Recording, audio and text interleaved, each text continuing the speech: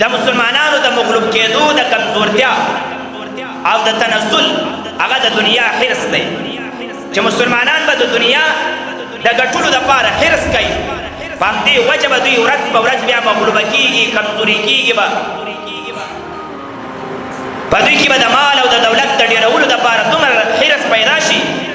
چې د دې په وجه به دوی د حلالو د حرامو د جایزو د ناجایزو هېڅ تمیز نه کوي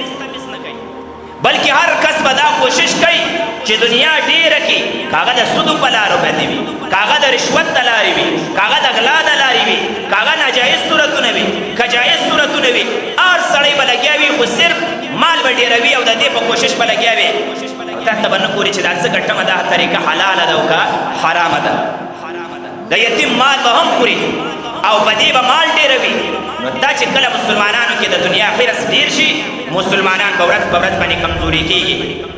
په دې باندې دلایل ډېر زیات تاسو ما چې په توجه باندې واورئ حدیث د ابو داود او د مشکات کې راځي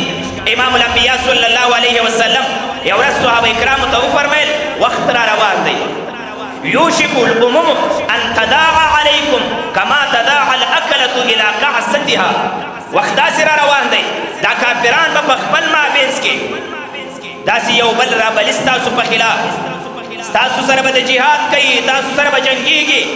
ستاسو خلاف به کوشش کوي خپلو کې به میټینګونه کوي را یو ځای کېږي به داسې به دا کافران یو بل رابلي لکه څنګه چې روټۍ تیاره شي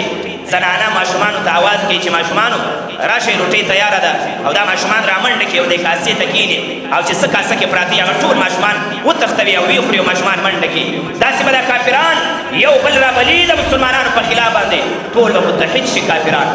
دوی به یو شي د مسلمان په خلاف باندې او مسلمانان به ورځ په ورځ باندې کمزوري کېږي داسې به دا مسلمانان وخوري لکه څنګه چې یو کاسه کې روټۍ پرته ده او ماشومان یې وخوري صحابه کرام ډېر غیرتي خلک به ورته ویل من قلة نحن یومئذ دغه وخت کې به موږ کمزوري یو که به لږ یو ولې چې کافران به موږ داسې خوري ولې موږ به لږ یو بارک ورته ویل نه بل انتم یومئذ کثیر تاسو به په دې وخت کې ډېر زیات ولکنکم غثاء کغثاء السیل تاسو به په شانته د زنګ یا په شانته د زګ هغه زګ چې کوم د سیلاب د پاسه را روان دی کله چې سیلاب را روان دی د پاسه زګ او هغه زګ کې هېڅ فایده نه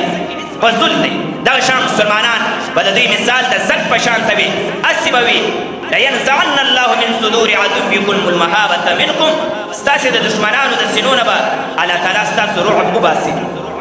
کافر به د تاسو نه نه یېرېږي وليقذفن الله في قلوبكم الوهن ستاسو په زړونو کې به الله تعالی وهن واچوي صحابه کرام پوښتنه وکړه قربان وهن چا ته وایي مبارک ورته ویل وهن حب الدنیا وکراهیة الموت محبت د دنیا او مرګ نه خوښول دا به ستاسو زړونو کې الله واچوي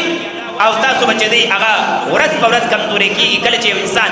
په زړه کې د دنیا محبت وي او دی مرګ نه خوښوي نو هغه جهاد هم نشي کولی ځکه هغه وایي که زه جهاد ته لاړ شم بیا خو مرم او مرګ خو د ده خوښ نه دی نو په دې وجه باندې به مسلمانان ورځ په ورځ هغه کمزوري کېږي او کافران به چې دی هغه پر مخ باندې روان وي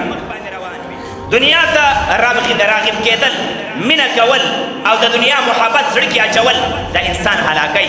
انسان بربادوي بخاري شریفه مسلم شریف حدیث دی په یو موقع باندې رسول الله صلی الله علیه وسلم صحابه کرامو ته وویل فوالله للفقر اخشى علیکم قسم مې دې په الله وي چې زه به تاسو باندې د فقیرۍ او د غریبۍ نه یېرېږم چې تاسې به غریبان شئ تاسو به فقیران شئ زه به دې نه یېرېږم ولکن اخشى علیکم ان تبسط علیکم الدنیا زه یېرېږم په دې چې به تاسو به دا دنیا را پراخه شي دنیا به در باندې را ډېره شي کما بسطت علی من کان قبلکم لکه څنګه چې دنیا په هغه خلکو باندې را پراخه شوې وه کوم چې د تاسو نه مخکې تېر شوي دي فتنافسوها کما تنافسوها تاسو به په دې دنیا داسې ورننوځئ څنګه چې هغه خلک په دنیا ورننوتلي وو وتهلککم کما اهلکتهم داسې به تاسو د دنیا هلاکي څنګه چې هغه خلک دې دنیا هلاک کړي وو ګوره د دنیا سره محبت دا د هلاکت ذریعه ده انسان هلاکوي اوس زه تاسو ته مثالونه در کوم دنیا ګټل دا د دنیا ضرورت دی دا به ته ګټې خو د دنیا سره محبت دا ناروا دا به زه تاسو ته بیا وروسته یو دوه درې مثال هم درته وکړم په قرآن کریم احادیثو کې د دنیا څه حقیقت بیان شوی دی قرآن کریم سورة تکاثر آیت نمبر 1-2 الهاکم التکاثر د دې څه معنی الهاکم التکاثر الله تعالی وایي د مال ډیرولو حرص تاسو غافل کړی تاسو لګي دنیا ډیروي پام دي کې دې دنیا ډیرېدو تاسو غافل کړی حتی زرتم المقابر تر هغه وخت پورې تاسو مقبره او قبر ته ورشئ تر قبر ته رسېدو پورې تاسو دنیا غافل کړی الله تعالی وایي او تاسو سوچ وکړئ هر سړی د ځان سره چې یاره یې واقعي همدغسې ده تر مرګه پورې موږ او تاسې د دنیا په لالچ کې لګیا یو د دنیا دپاره لګیا او آخرت موږ او تاسو هېر کړی دی یو قبر مې هېر کړی دی یو قبر د آبادېدو دپاره هېڅ فکر او غم موږ او تاسې سره نشته دی بل ځای کې قرآن کریم سورې انفال آیت نمبر 28 واعلموا انما اموالکم واولادکم فتنة خبر شئ الله تعالی وایي بېشکه خبره دا ده بله نه ده ستاسې مالونه ستاسې اولاد فتنة دا امتحان دی مال او دولت دا امتحان دی تعالی تعالی ازمایي څنګه چې شیطان را لېږلی دي ما او تا ورباندې ازمایي چې د شیطان څوک مني او څوک یې نه مني تاسې د دنیا دا محبت دا مال او دولت دا الله تعالی را لېږلی دي د دې دپاره ما او تا ورباندې ازمایي چې دی کوي څه وان الله عنده اجر عظیم بېشکه د الله تعالی سره لوی اجر دی او لوی ثواب دی همدغه شانته حدیث کې راځي د ترمذي شریفه ان لكل امه فتنه د هر یو امت دپاره الله تعالی یوه فتنه مقرره کړې وه په هغه فتنه کې هغه خلک لاړل برباد شول وفتنة امتي المال زما د امت فتنه امتحان هغه مال او دولت دی زما امت که غر کېدو کله غر کېږي د مال او د دولت په وجه به دوی غر کېږي عیاشیانې به وکړي لاړ به شي شراب به پکې وڅکي د مال او د دولت په نشه کې به لمنځ پرېږدي د مال او د دولت په نشه کې به د قرآن کریم په خلاف لګیا شي د مال او د دولت په نشه کې به د الله تعالی څخه منکر شي نو ځکه دا مال او دولت د دې امت دپاره امتحان دی او قرآن کریم کې سورې سبا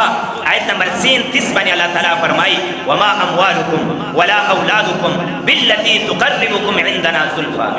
الله تعالی فرمایي ستاسې مالونه ستاسې اولاد بچي نه دي داسې چې ما ته مو رانږدې یعنی ستاسې مال او ستاسې بچیان ما ته تاسو نه رانږدې کوي الا من آمن وعمل صالحا مگر تاسو که ما ته رانږدې کېږئ په ایمان رانږدې کېږئ چې ایمان راوړئ وعمل صالحا نیک عمل وکړه که په مال او په دولت یو سړی الله تعالی ته نږدې کېدو نو قارون به اوس د الله تعالی ته ډېر زیات نږدې و ځکه د هغه سره خو دومره دولت و چې بل چا سره نه و په مخلوق کې که په مال او دولت باندې یو څوک چاته نږدې کېده فرعون د ټولې دنیا بادشاهي کړې ده بخت نصر د ټولې دنیا بادشاهي کړې ده دې به نږدې شوي وو د مال او په دولت باندې که څوک الله تعالی ته نږدې کېده اوس وخت کې کافرانو سره څومره پیسې د مسلمانانو سره خو دومره نشته دی نو که بیا به دا کافران الله ته ډېر نږدې وایي نو ځکه الله تعالی فرمایي مال او په اولاد تاسو ما ته نه نږدې کېږي ما ته که څوک نږدې کېږي ایمان به راوړي د ایمان تر څنګ به نیک عمل کوي فاولئک لهم جزاء الضعف الله وایي بیا دوچنده اجرونه دي دوچنده ثوابونه دي بما عملو په سبب د هغه چې د کوم عملونه کړي دي وهم فی غرفات آمنون دی به په جنت کې بالا ماڼیو کې وي په امن کې به بیا پروت هېڅ ټینشن به ورته نه وي خو چې کله دی ایمان راوړي او نیک عمل وکړي په قرآن کریم کې مال اولاد بیبیانې سره زر سپین زر دا ټول د ژوند د دنیا اسباب دي دا د ژوند د دنیا سامان دی بس په دې اسبابو به نه دوکه کېږي څنګه دی پکې باندې ته اعتبار نه لري دا یو ورځ خرابېږي هم راغورځېدلی هم شي زنګ هم نه شي هر څه به کول دغه شان د دنیا اسباب دا ورځ ختمېږي هم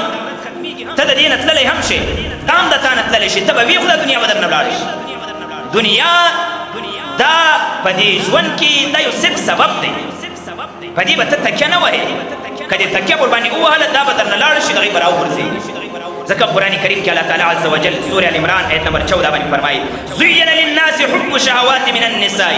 ښایسته شوي دي د انسانانو دپاره محبت د خواهشاتو من النساء د ښځو سره والبنین د زامنو سره والقناطیر المقنطرة من الذهب والفضة په راجمع کولو د خزانو د سپینو او د سرو زرو والخیل المسومة والانعام هغه نښهداره اسونه چارپایان والحرث فصلونه ذلك متاع الحیات الدنیا الله وایي دا ټول چې څومره تېر شول دا صرف د دنیا د ژوند یو سبب دی یو سامان دی